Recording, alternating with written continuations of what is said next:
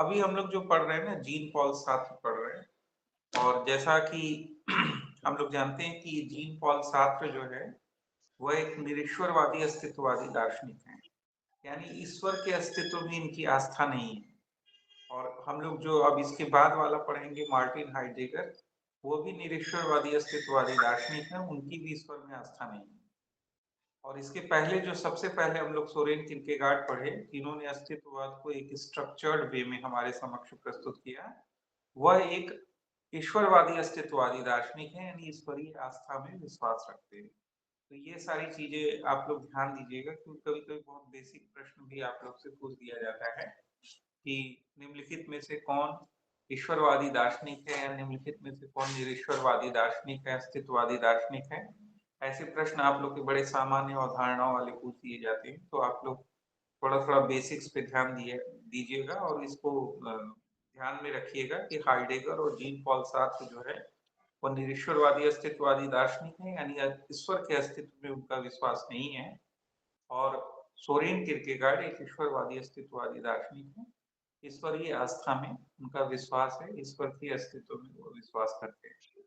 तो ये सारी चीजें हैं। और बाकी स्ट्रक्चर्ड वे में अगर हम जीन पॉल सार्त्र को देखने की कोशिश करेंगे तो एक टॉपिक तो आप लोग की पुस्तकों में, जो सेकेंडरी पुस्तक बीके लाल वगैरह में दिया है, कि ईश्वरीय आस्था में, ईश्वरीय अस्तित्व में, ईश्वरीय आस्था में इनका विश्वास नहीं है।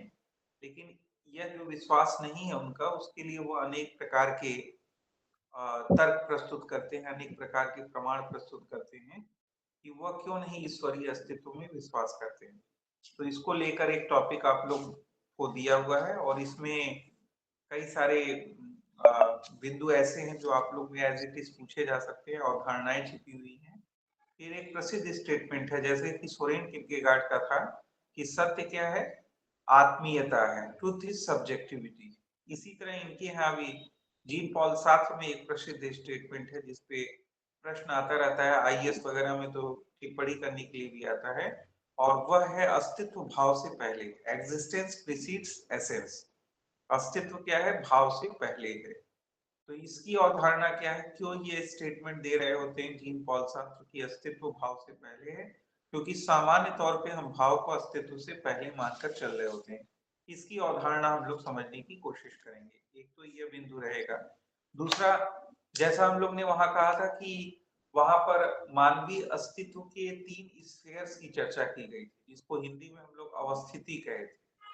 और इन 3 अवस्थितियों की चर्चा की गई, और इन अवस्थितियों में एक क्या था, संवेदनशीलता का स्तर था, और संवेदनशीलता की अवस्थिति थी, और दूसरी जो है नैतिकता की अवस्थिति थी, तीसरी धार्मिकता की अवस्थिति थी। और एक विशिष्ट अवधारणा के संदर्भ में हमने इन्हें मानवीय अस्तित्व के 3 स्तर के रूप में भी डिफाइन किया था, क्योंकि इनमें बदलाव का एक एक क्रम होता है, और यह क्रम क्या होता है, एक दिशीय होता है। इसको विस्तार पूर्वक हम लोग ने समझाया था।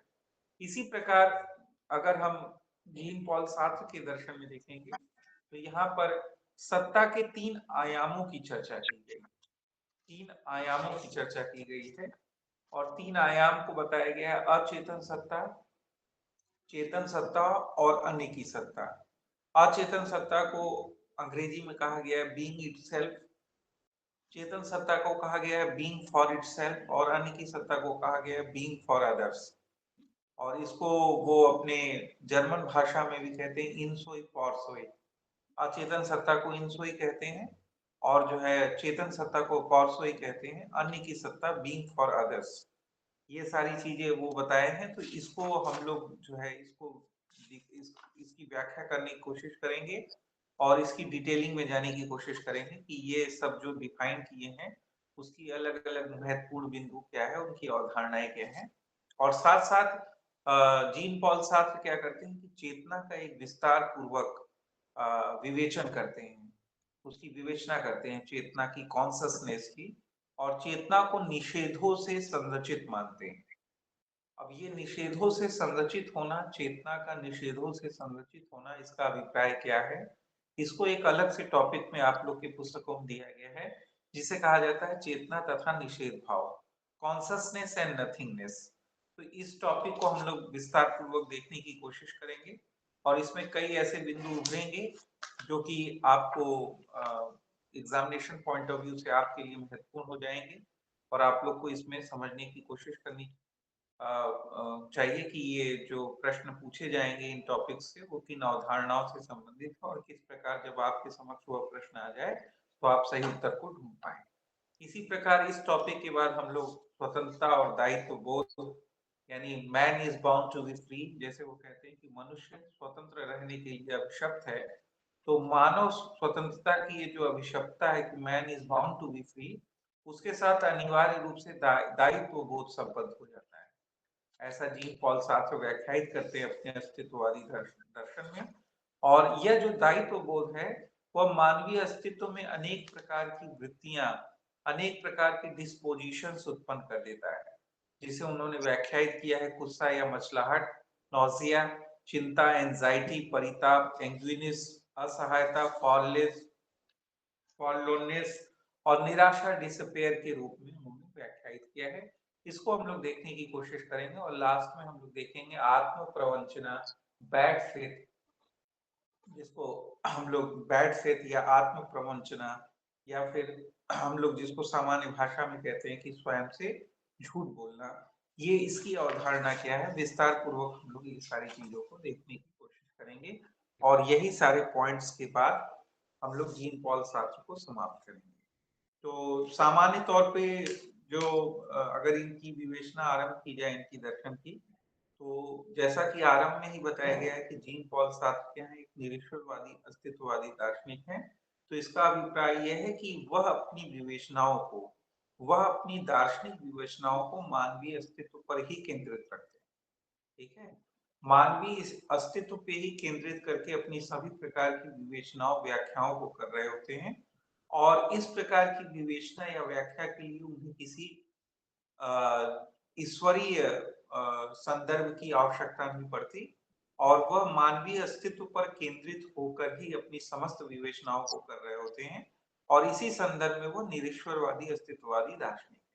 जबकि सोरेन किरकेगार्ड के दर्शन में हमने देखा था कि जो विभिन्न प्रकार के हमारे अंदर जो क्लासेस चल रहे होते हैं या हमारे अंदर जो चिंताएं होती हैं, व्याधियां होती हैं, एंजाइटीज होती हैं, इन सब का निराकरण हम अंत में कहाँ ढूंढते हैं? धार्मिकता के स्तर पे ईश्वरीय आस्था के रूप में हम ढूंढने की कोशिश करते हैं। तो वहां पर मानवीय अस्तित्व की विवेचना तो हो रही है, लेकिन मानवीय अस्तित्व एक प्रकार से वो रिलेट कर देते हैं ईश्वरीय आस्था, ईश्वर के अस्तित्व के साथ भी, इसलिए वह अस्तित्ववादी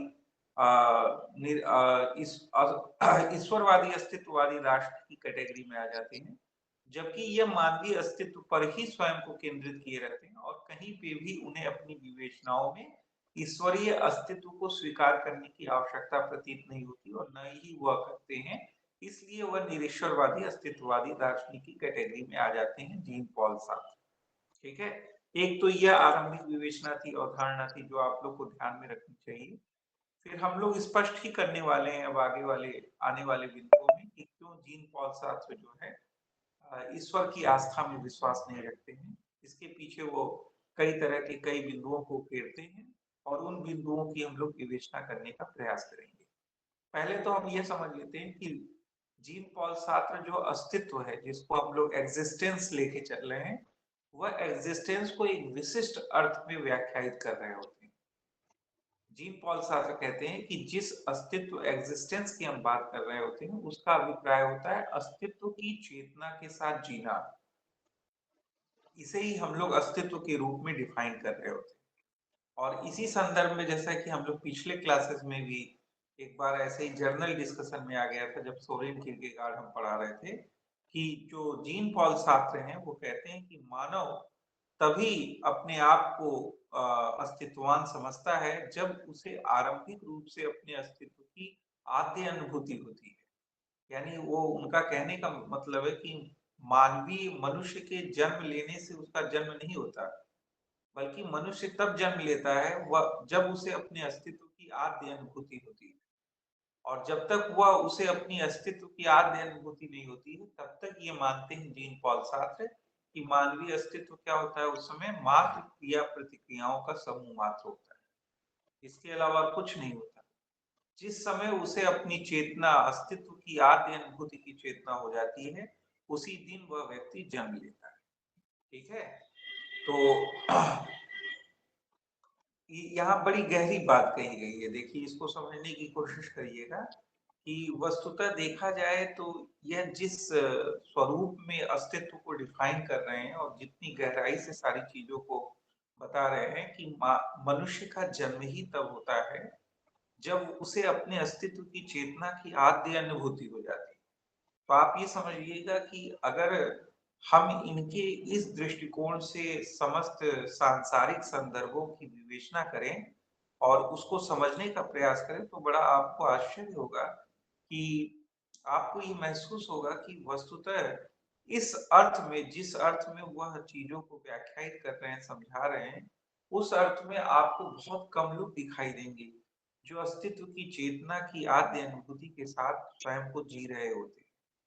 क्योंकि सामान्य तौर पे हम लोग जैसा जाएंगे कि ये जो मानवीय अस्तित्व की आद्य अनुभूति है और मानवीय अस्तित्व की चेतना में मानवीय अस्तित्व की स्वतंत्रता की भी अनुभूति अनिवार्य रूप से निहित होती है। ऐसा जीन पॉल सार्त्र मान के चल रहे होते हैं कि मनुष्य जो है, जब उसे आद्य अनुभूति होती है कि वह अस्तित्ववान है, तो इस आद्य अनुभूति के साथ ही मानवीय अस्तित्व की स्वतंत्रता भी अनिवार्य रूप से संबद्ध ही रहती है।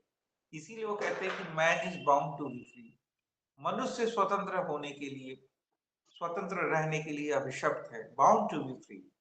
वह चाहकर भी इसे छोड़ नहीं सकता, उसे निर्णय लेना ही पड़ता है। हर एक परिस्थिति में उसे निर्णय लेना पड़ता है, उसे अफर्म या डिनाई करना पड़ता है। वह निर्णय लेने से अधिक कुछ समय के लिए चीजों को टाल सकता है, लेकिन ये टाल देना भी एक निर्णय होता है। इसलिए हर एक परिस्थिति में उसे निर्णय लेना है। इसीलिए वो कहते हैं man is bound to be free. मनुष्य स्वतंत्र होने के लिए क्या है? अभिशप्त। तो ये मानवीय अस्तित्व की आद्य अनुभूति के साथ मानवीय अस्तित्व की स्वतंत्रता भी अनिवार्य रूप से क्या होती है? संबद्ध होती है। तो ये जो स्वतंत्रता की अनुभूति अनिवार्य रूप से संबद्ध होती है मानवीय अस्तित्व की आद्य अनुभूति के साथ, मनुष्य ये जो चीजें एसोसिएट होती हैं, इससे क्या होता है कि मनुष्य में दायित्व बोध भी साथ साथ आ जाता है। यानी स्वतंत्रता के साथ क्या होते हैं? दायित्व बोध, रेस्पॉन्सिबिलिटीज भी आ जाती हैं। और इस रेस्पॉन्सिबिलिटी से अनेक प्रकार की क्या डिस्पोजिशंस आते हैं, चिंता आती है, अनेक प्रकार की असहायता आती है, रिक्त उत्सुकता आती है, अनेक प्रकार की चीजें उभर के हमारे सामने आती हैं। और जिससे त्राण पाने के लिए, बचने के लिए मानवीय अस्तित्व क्या करता है? मानवीय अस्तित्व या तो स्वयं को भौतिक वस्तु के रूप में समझने लगता है, यानी स्वयं को एक अचेतन सत्ता के रूप में देखने लगता है, या अन्य चेतनाओं के इशारों पर स्वयं को छोड़ देता है। दोनों ही स्थिति में वो बैड फेथ में चला जाता है, आत्म प्रवंचना में चला जाता है। ठीक है? तो वह अपनी अस्तित्व की जो आद्य अनुभूति है उसको विस्मृत कर देता है, भुला देता है। तो एक प्रकार से वह अस्तित्ववान ही नहीं रह जाता। तो आप सोचिए कि इनके इस दृष्टिकोण के आधार पर अगर विवेचना की जाए तो आपको क्या प्रतीत होता है कि कितने लोग इस तरह का जीवन जी रहे हैं जो अस्तित्व की चेतना के साथ जी रहे हैं? बहुत नाम मात्र के लोग निकलेंगे आपको। ठीक है? बहुत नाम मात्र के लोग निकलेंगे कि जो इस तरह की चीजों को जी रहे हैं। क्योंकि अधिकांश जगहों पे आप देखेंगे कि आप दिखाई देगा कि कहीं न कहीं बैड फेथ यानी दुरास्था के लक्षण आपको दिखाई देने लगेंगे। यानी मानवीय अस्तित्व क्या है? अपने आद्य अनुभूति को भूलकर, उसे विस्मृत करके या तो स्वयं को एक भौतिक वस्तु के रूप में ले रहा होगा या फिर दूसरे के अन्य के इशारों पर स्वयं को छोड़ देगा। ठीक है?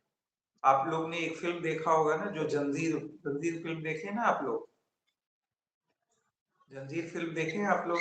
हाँ, जंजीर फ़िल्म देखे। तो उसमें आप लोग देखे होंगे कि जब एक लड़का जो है वो बूट पॉलिश कर रहा होता है, तो बूट पॉलिश करने के बाद जो क्रिमिनल रहता है उसका जो जिसको कहते हैं ना चेला-चपाटा, वो पैसा जो है उसको फेंक के देता है। तो बूट पॉलिश करने वाला लड़का कहता है कि सेठ, पैसा उठा के दो मुझे हाथ में, मैं कभी फेंके हुए पैसे नहीं लेता। तो जो उसका क्रिमिनल जो रहता है मेन, उसका जो चेला रहता है वो उसको मारने के लिए जाता है, तो वो रोक देता है उसको। कहता है कि इसको पैसा उठा के दे दो। वो कहता है अरे ऐसे क्यों कह रहे हैं, तो पैसा उठा के उसको देता है, वो पैसा तब ले लेता है। और इसके बाद जब वो आगे बढ़ता है तो आगे बढ़ के पीछे मुड़ के देख के उसको बताता है, कहता है कि ये ध्यान देना कि ये लड़का जो है जीवन भर बूट पॉलिश नहीं करेगा। याद है आप लोग को ये? Yes sir.